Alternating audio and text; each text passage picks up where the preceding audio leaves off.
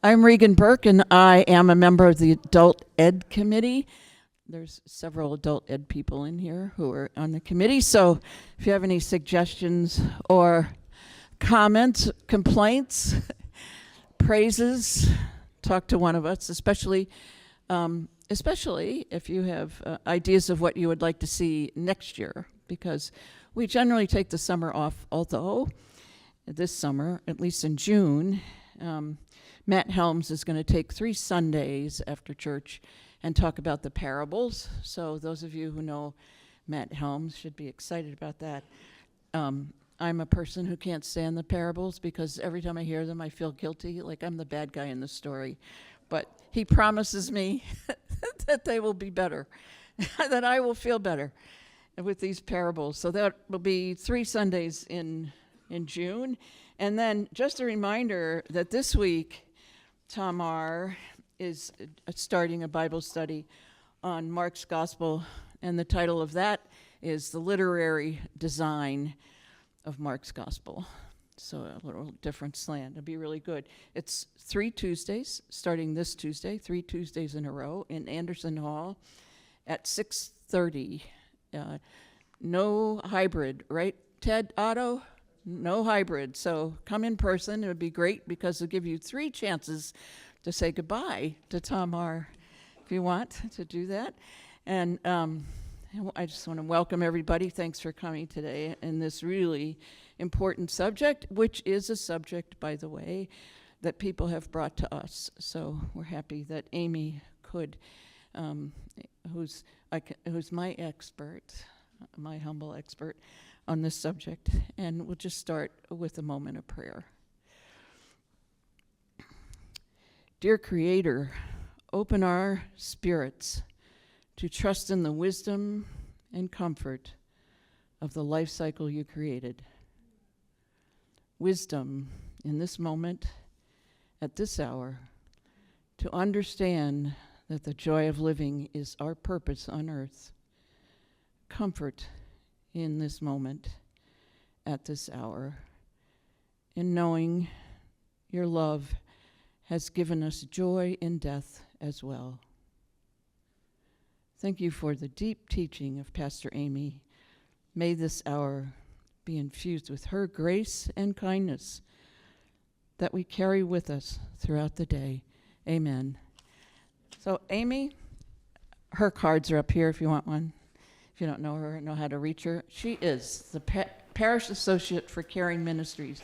So her Caring Ministries include people who look like me. Amy Pagliarella. Thank you. Regan, what a glorious prayer. I'm going to hand this to you, Polly, because I think you're going to be the one for question and answer. You're going to be in charge of the mic. Am I wrong?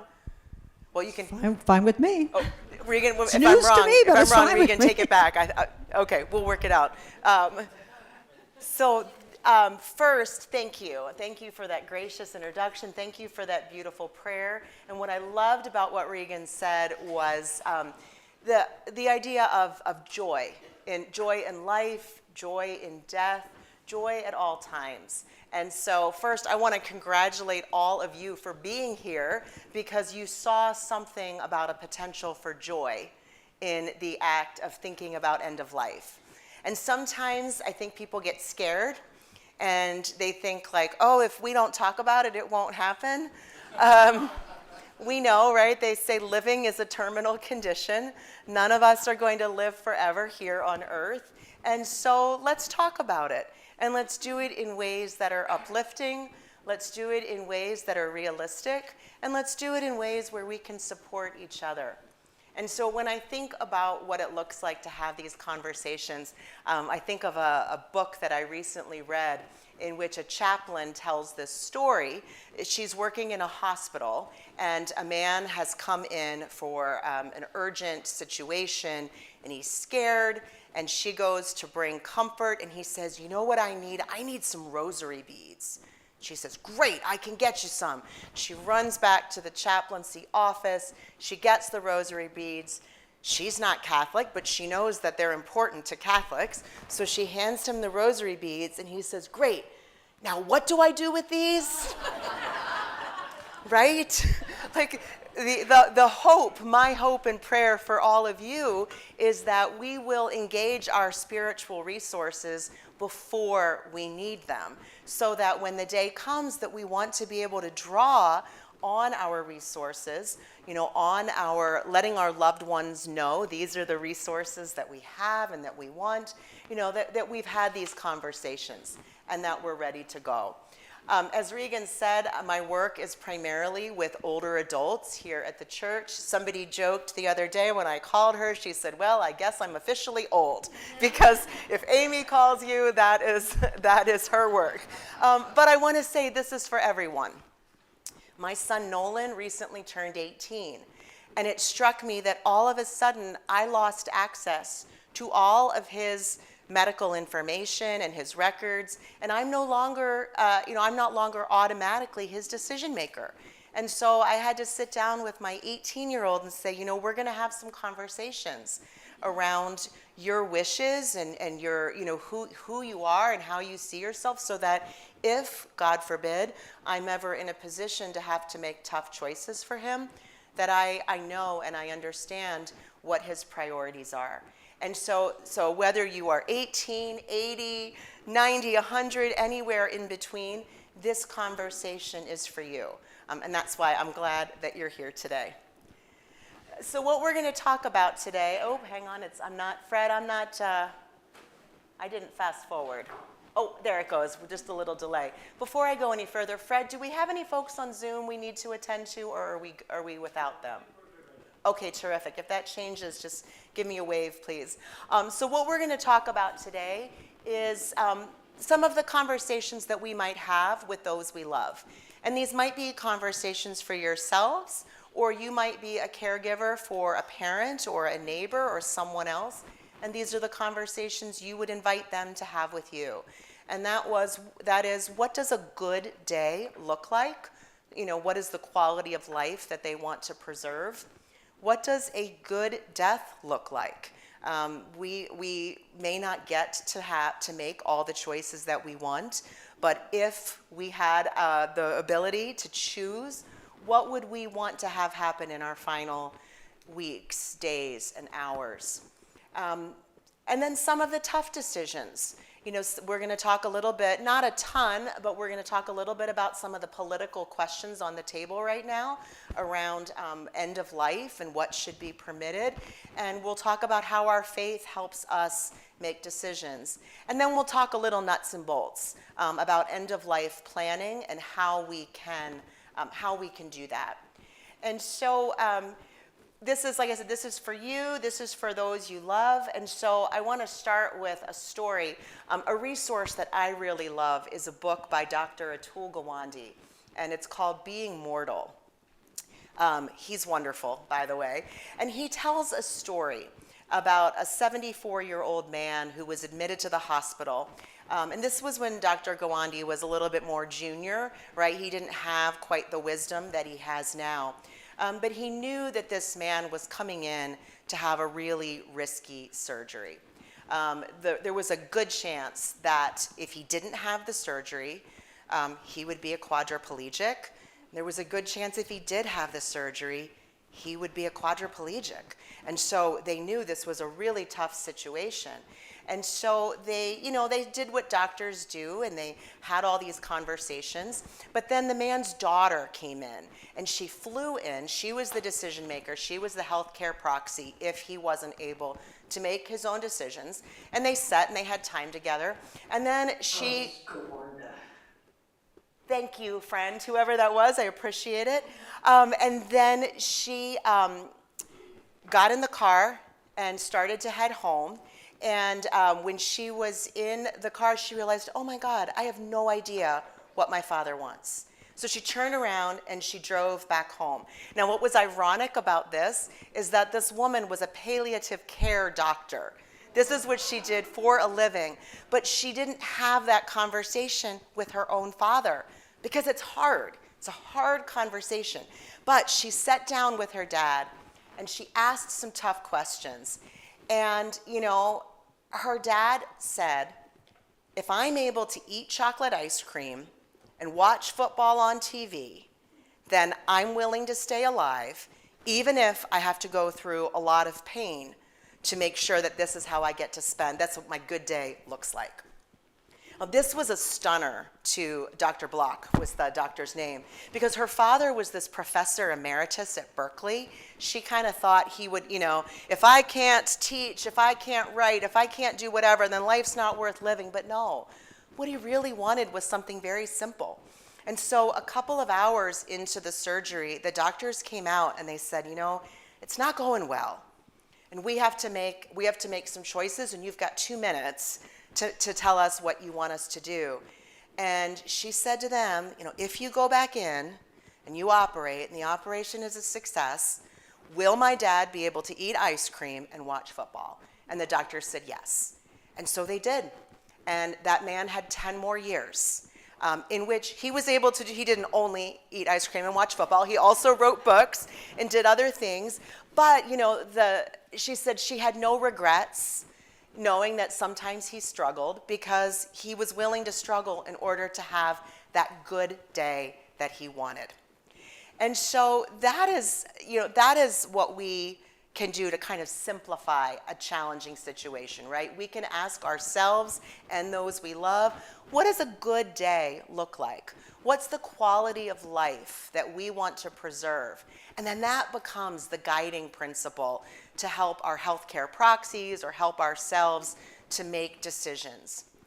And to get to that, the Dr. Block, Susan Block is her name, she asks these questions. She says, if time becomes short, what is most important to you? What do you understand your prognosis to be if someone's in the hospital? What are your concerns? What kind of trade-offs are you willing to make? And who do you want to make decisions for you if you cannot? So these are the kinds of questions that, if we ask our loved ones or we ask ourselves, can guide the kind of decisions that we make around end of life.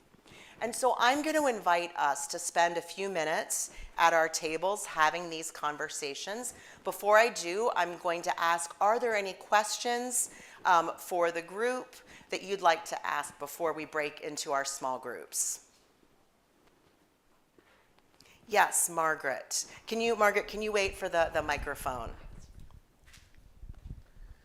One reason I'm here is that I live alone. And I know that as the population gets older, more and more people will be living alone. And one thing I'd like to consider is that last question, who do you want to make decisions for you? What if that person isn't right there? Yeah, that is Margaret, thank you for reminding me of that. And that is a hard part of this whole conversation. I will say I am the healthcare proxy for a friend of mine who didn't have children, doesn't have a spouse. She has distant relatives, and she was kind of looking to these distant relatives to be her proxy.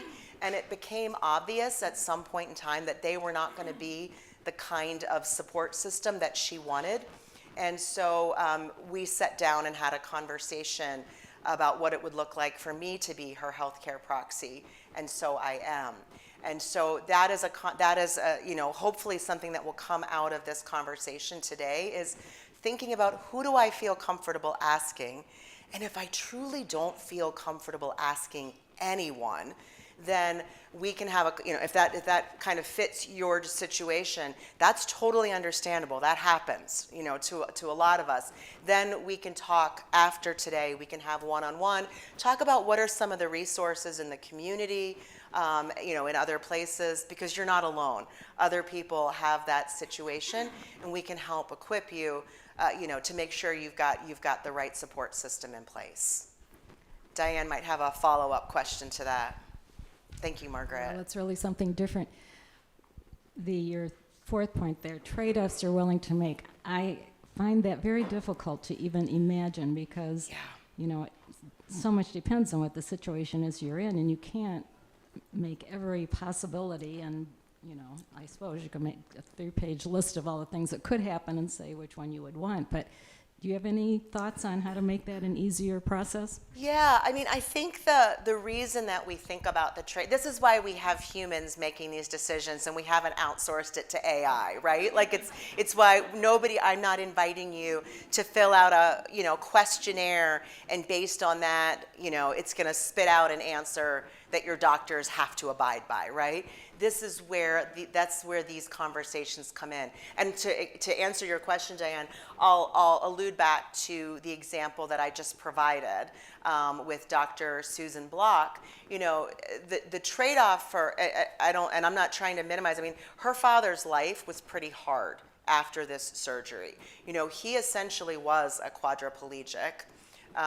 He dealt with pain. He dealt with the frustration. I mean, there were a lot of those things that were still very difficult for him.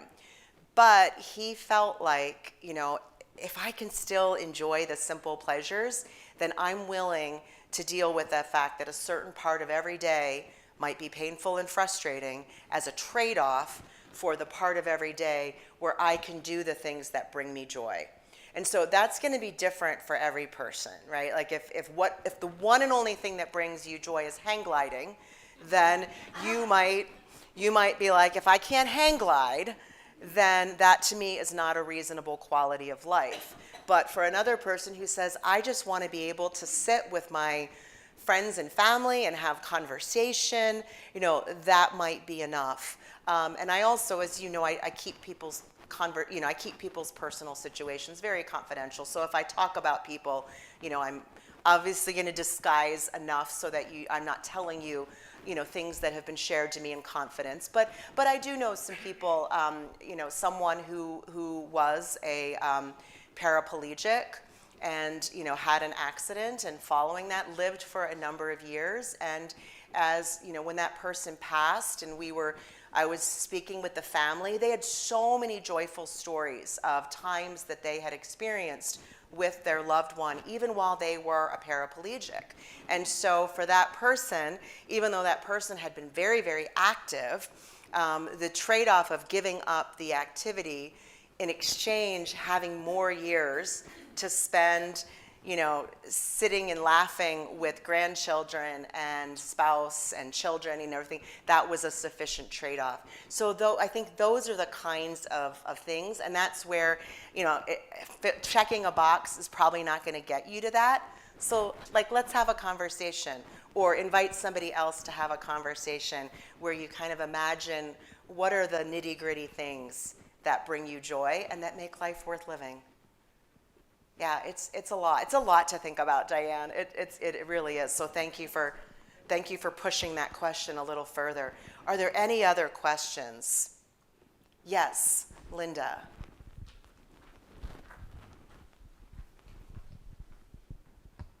Yeah, I think that there's an assumption there that you have a choice, and so I'm excited about the idea that we're going to talk about what Illinois is thinking about, because you may make the decision that you've had a great life, and things have been wonderful, and now it is going to be significantly compromised with a good deal of pain, and you don't necessarily have a choice, even if that's what you say. Okay, I'm ready to meet my maker. I know where I'm going. So that's another. That's another whole part of this that really needs to be addressed. Yes. Because Yes. lots of people find themselves in that situation. Thank you for that, Linda. We are going to talk, part of the impetus for today is this question of how much can we, toward end of life, how much can people choose that they simply want to end their life, and have that be supported morally, legally, and in all of these other ways. And we will talk about that a little bit. And when we do, if we're not talking about it enough, continue to ask good questions, please. But I will say, regardless of all of our best, all of our best choices, there are some things we're not going to get to choose, right? Doctors are just, there may be situations where doctors are like, look, these are the options that are on the table, and they may not fit with our carefully, beautifully thought out end of life plans. And so what we're talking about is sort of just giving ourselves the best chance of having our wishes honored, you know, should we need to have people making tough decisions. Any other questions? All right, this is so good, thank you. What we're gonna do, Fred, I know we have one friend online, is it just one though? No, several have joined? Okay, so what we're gonna do, we're gonna take about, let's say, 9 minutes, 10 at the most, to have a conversation around our tables. And I'm gonna invite you to talk around using these questions as your guide. I'm also gonna ask you to kind of self-limit. We don't have time for everybody to talk about all of these, so pick one question or one thing that's important to you and discuss that at your table to kind of get to the idea of what does a good day look like, or what do you want to think about further in crafting this. After that, we'll have the opportunity to share with the group, but nobody has to. And if you want to just pass within your group or use the time to journal, whatever you want, that is okay as well. What I am going to do, though, I'm going to ask my 4 lovely friends over here, could you move to one of the other tables? Because we've got some kind of light facilitation here. Polly has offered, and Gretchen and Jeff have offered, so I'm going to invite one of them to maybe move to a different table. Regan has offered, and so and then I'll kind of come and join one of the other tables. So, all right, everybody, 1, 2, 3, go.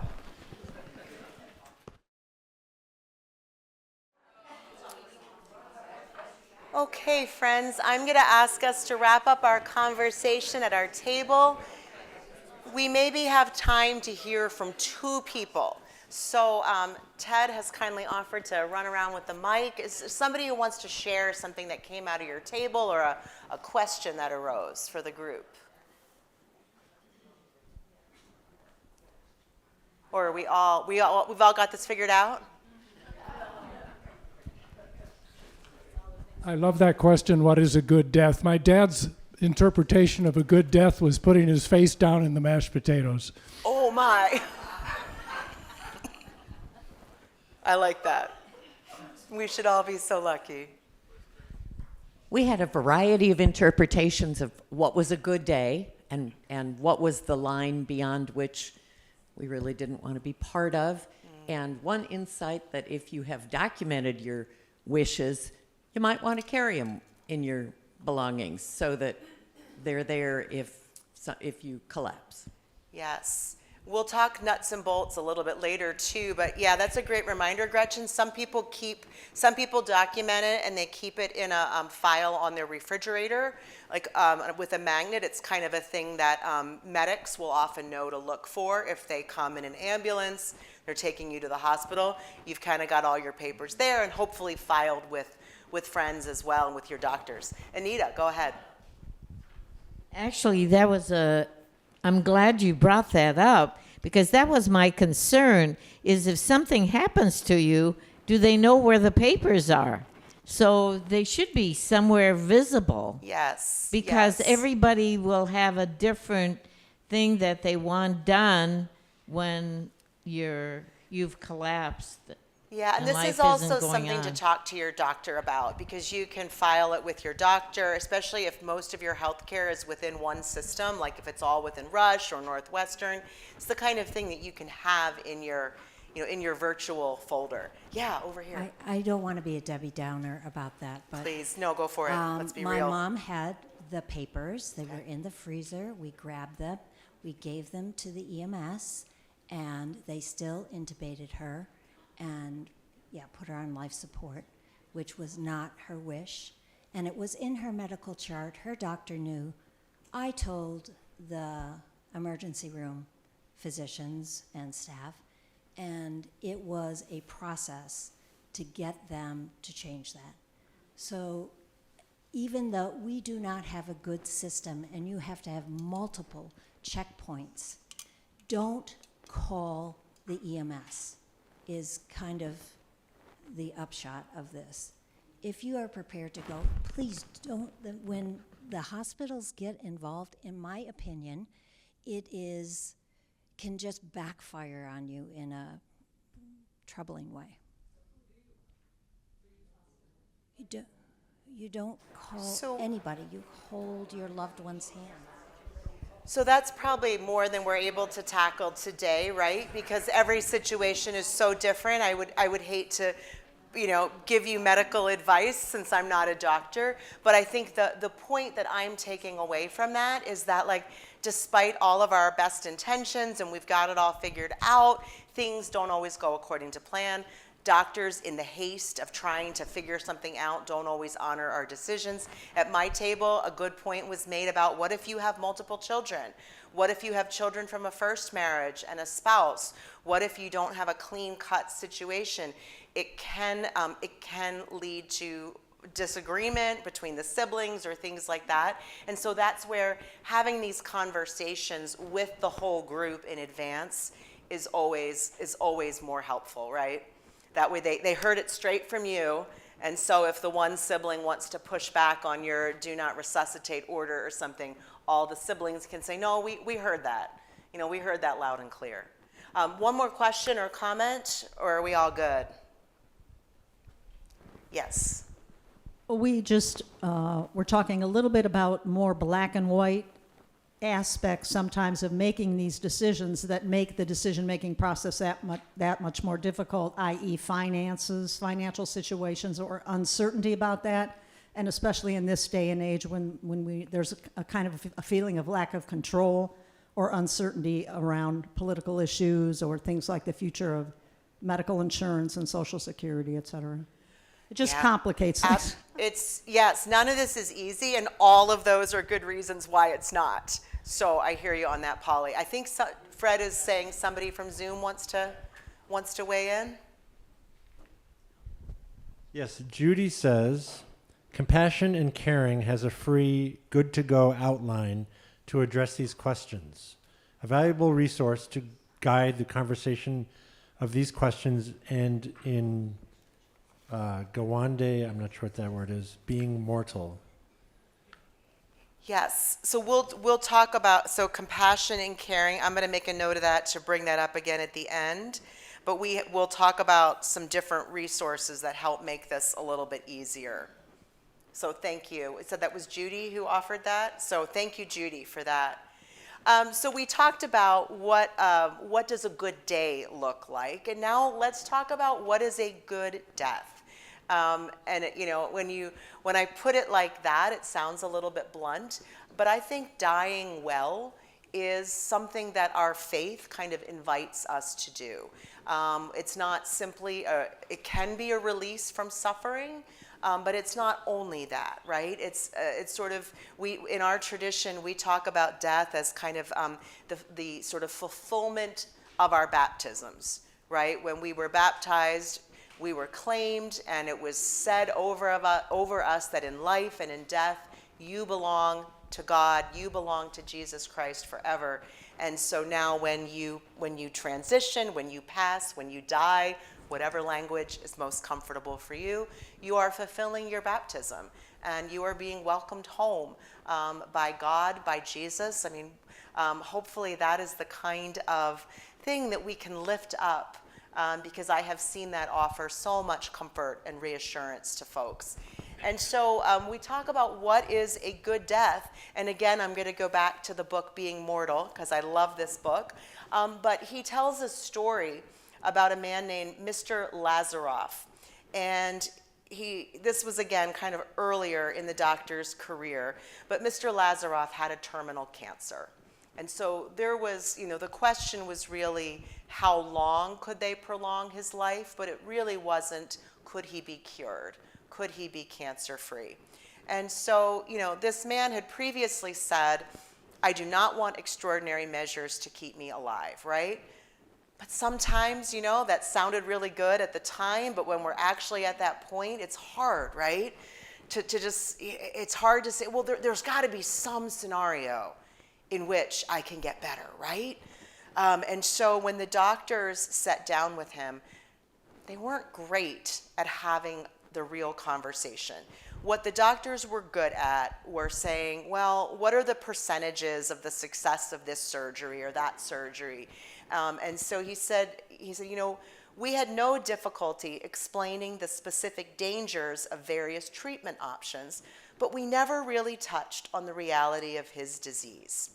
And so they could describe the risks and benefits of surgery A or surgery B, but they were never really able to say, the cancer has taken over. You're partially paralyzed, and there's no treatment that is going to change that. So the treatments that we're going to prescribe might give you more weeks or more months, but there's no way of returning you to the quality of life, like what we just talked about, right? To the good day scenario. And so the doctors didn't really offer that, can we just offer you comfort and care so that you can enjoy the time that you have left with those you want to spend your time with. And so he says, we can do better. We can do better than this. And so that's where we need to, if our doctors are not offering those frank, candid conversations for us or for those we love, we can be the ones to say, all right, let's get real. And let's talk about, are we able to get back to that quality of life? And if not, let's talk about palliative care. Let's talk about comfort. Let's talk about who we want to surround us at our bedside. Do we want to bring in, those we love? Do we want to bring in our pastor? Do we want to ask people to come in and surround us by singing? Do we want to ask someone to come and, rub our hands with eucalyptus oil? What is the comfort care that we want? And again, this is the kind of thing that we can think about in advance. And so there's a man who I have known maybe about a year, not that long. Others in the church knew him longer. A very, very dear church member who celebrated his 91st birthday in the hospital. And when he left I visited him on his 91st birthday, and he greeted me with, "They shoot horses, don't they?" This was the kind of gallows humor that this gentleman brought just so freely and so beautifully. And so he was going from the hospital and said, there's nothing more we can do for you. We're going to send you back to this rehab facility. And he hated this rehab facility. And he hated the hospital. And there was no scenario in which he was going to be better. This was kind of the quality of life he was going to have. And so, after they sent him back to the rehab facility, he said, you know what? This is not what I want. And fortunately, people were able to hear that message. A dear friend was able to invite him to come into her home for home hospice. They were able to take advantage of home hospice resources, people who know how to come in and bring a hospital bed into the home, who know how to bring the appropriate medications, who knew how to coach her for how to alleviate his pain. And this friend just cared for him for the next few weeks until he slipped away. And it wasn't perfect. I know that when I met with him and the friend and some lovely church members who had been accompanying this gentleman, there was more pain than we would have wanted, but they were able to alleviate that, and they were able to keep him comfortable, and he was able to sit and watch the sunrise and have a cute little dog by his side, all of the things that he wanted. And he was only able to experience all of that because he said, you know what, enough. This back and forth between the hospital and the rehabilitation facility, it's not what I want. And he was able to name what he wanted. And so that, to me, I think is an essential part of a good death, is being able to go the way that we want to go, feel like we have some sense of control. And part of how we do that is we lay that out for ourselves.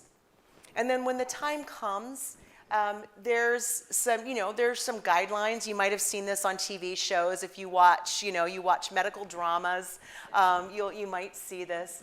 But there's a book called The 4 Things That Matter Most. It's by Dr. Ira Bayek, and he has treated terminally ill patients for 30 years as a hospice physician.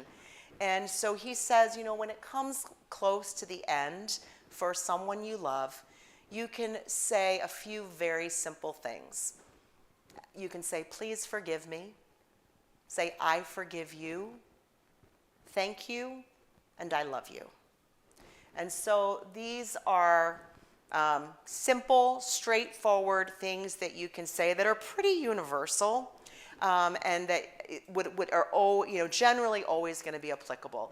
And sometimes relationships can be fraught. And so you might be sitting with someone who's dying, and you might not be able to say, I forgive you. And so maybe you might need to say, I understand.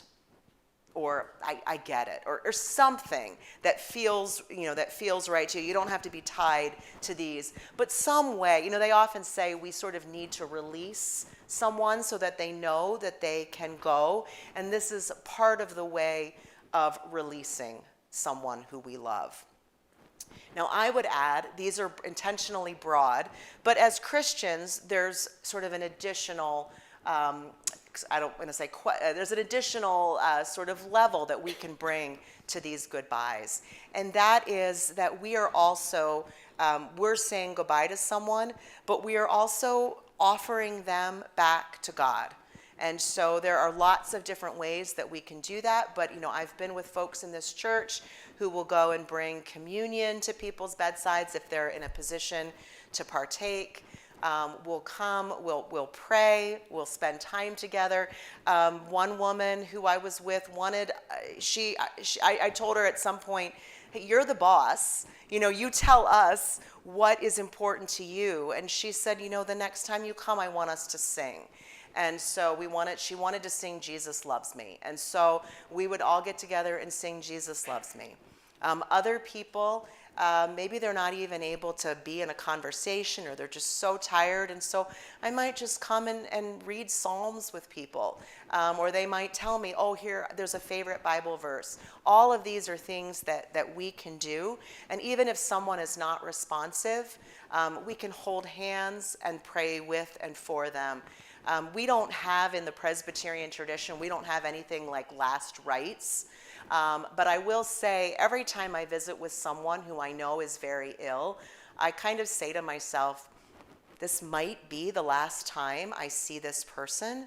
And if this is the last time I see them before they are released to go and to be with God, what would I want to sort of say to send them, to send them along? And so we would simply hold hands, and I would remind them that they were created by God and they will return to God, and that right now it is the hands of God that are holding them up. And so it's my hope that people, when they die, then feel the peace of knowing that they are being held up by God. I believe Margaret has a question, so let's take a break before I get a little verklempt here. Thank you, Ted.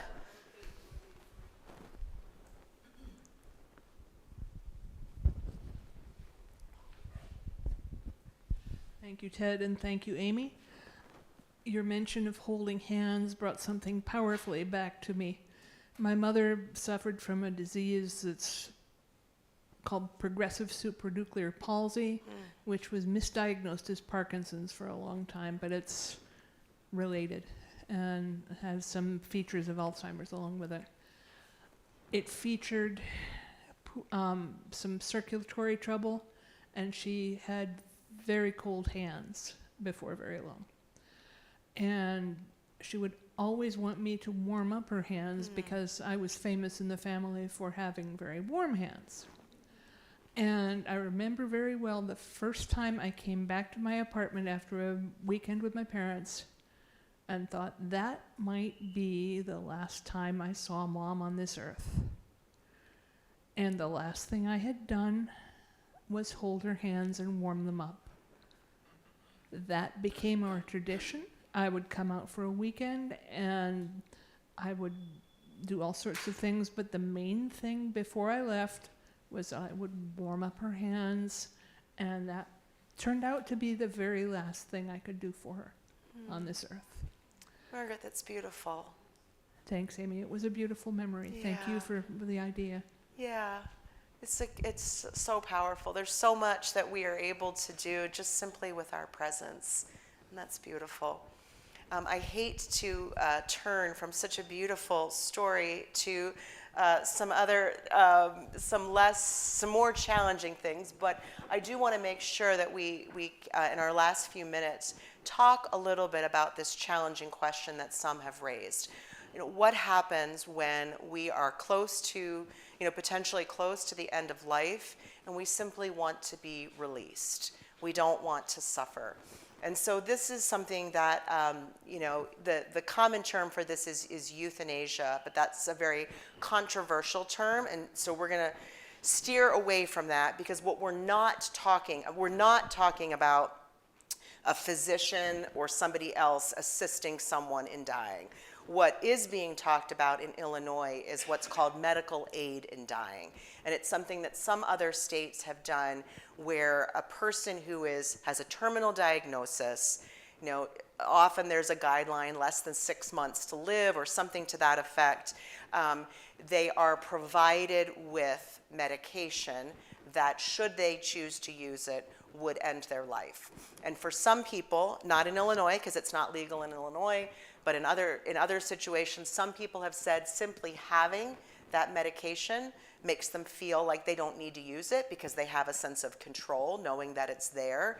And for others, it is something that they are ready to use that will release them from their suffering and will hasten their death.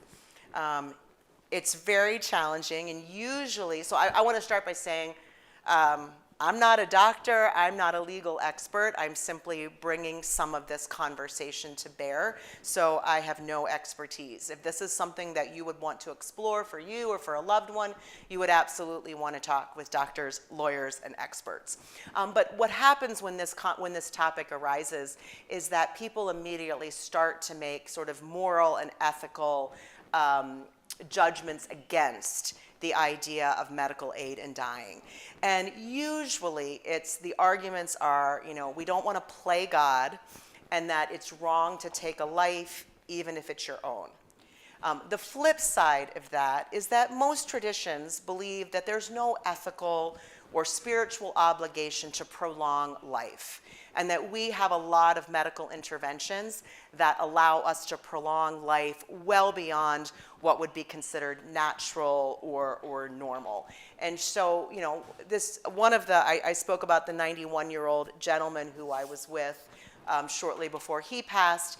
He was taking a lot of morphine, and he was very anxious about wanting to know, was this perceived, like, would God see this in a negative light, that he was somehow hastening his death? And so I very quickly and immediately assured him, no, alleviating our suffering is completely the right thing to do. Certainly there are people who find that suffering can be a spiritual practice, and so if that is helpful for you, I'm not gonna tell you otherwise. But I will say, like, we don't purposely engage in suffering, or we don't purposely avoid giving relief from suffering. The church has become a lot more compassionate and understanding around the idea of suicide in general, around understanding that that this is a really complicated topic, and it's not something that we want to give a quick rush to judgment on.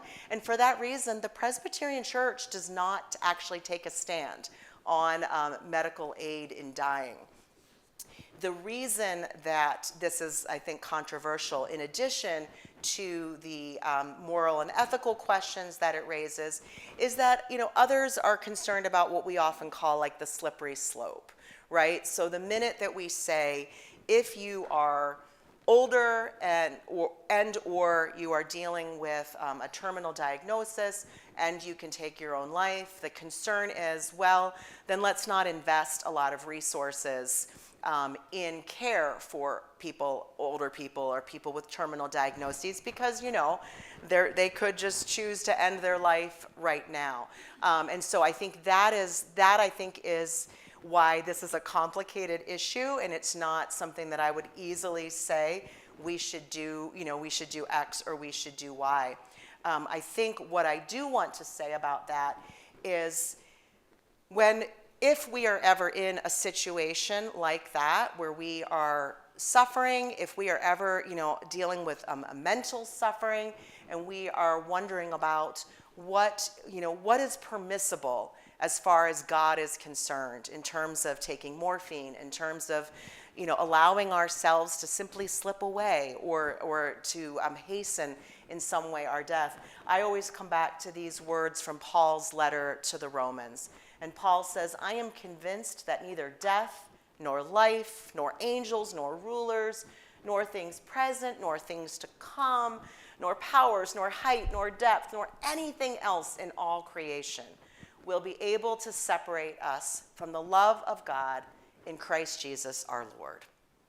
And so it's my prayer that whenever we all come to the end of life, and whatever decisions we make or don't make or we have to make for others, that there's nothing that we can choose to do or not do that will separate us from the love of God in Jesus Christ.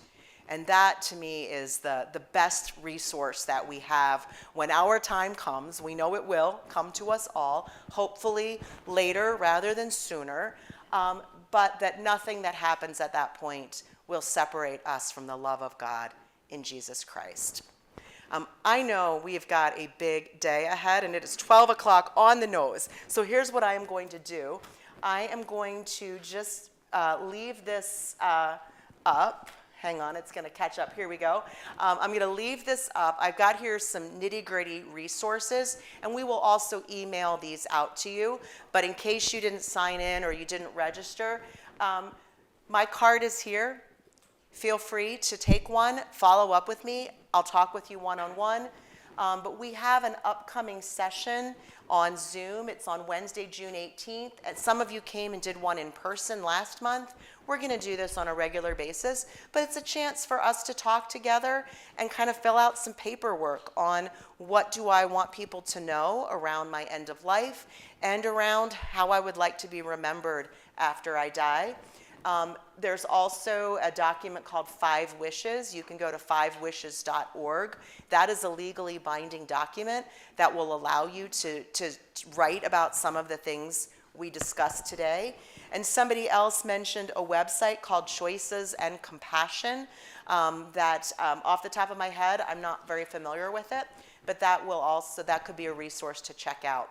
Like I said, I've got my card here. I've also got a few paper copies of the My Final Wishes document that's mentioned there. I'm going to stick around for a little bit in case anybody has questions or wants to continue the conversation.